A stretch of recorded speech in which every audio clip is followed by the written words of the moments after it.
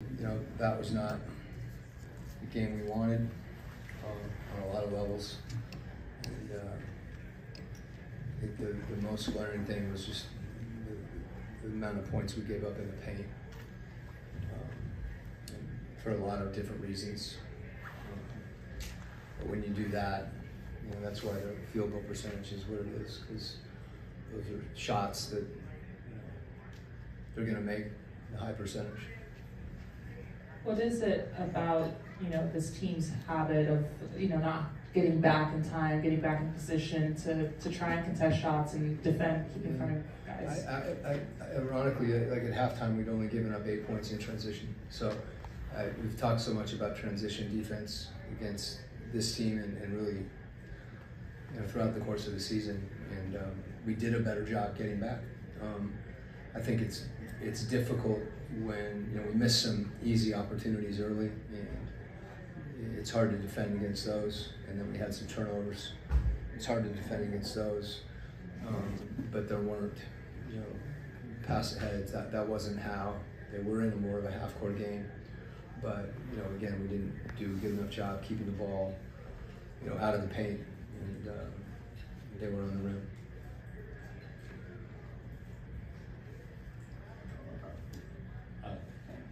When you have Capella coming back and you talk about the points in the paint, of course, all the blame can't be on the big men, but can you just talk more about just his impact coming back and just...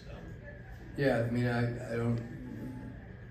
Some of the possessions where they were, on the rim, you can't put... Nobody can defend against that. That's not Clint, that's us collectively. And frankly, he bailed us out at times. When there's situations where our guards can't get back in front of the ball,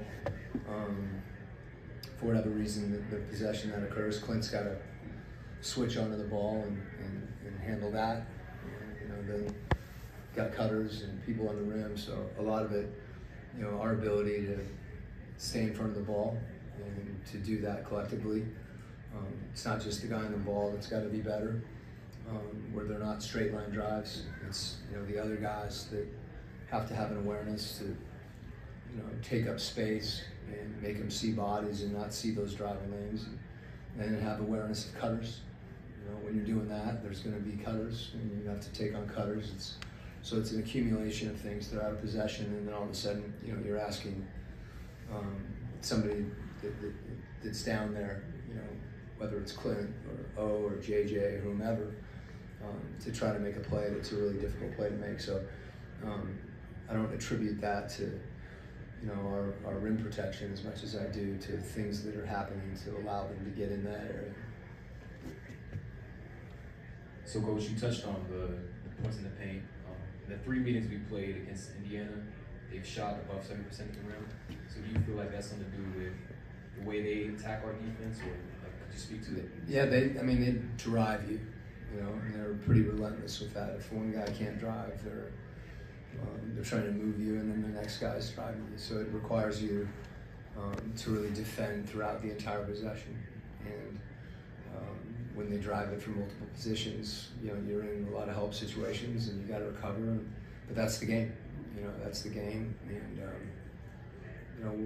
we just got to do it. That gets back to execution, whether it's staying in front of the ball, whether it's pick and roll defense. We didn't want to get up and get too aggressive on pick and roll because that opens things up.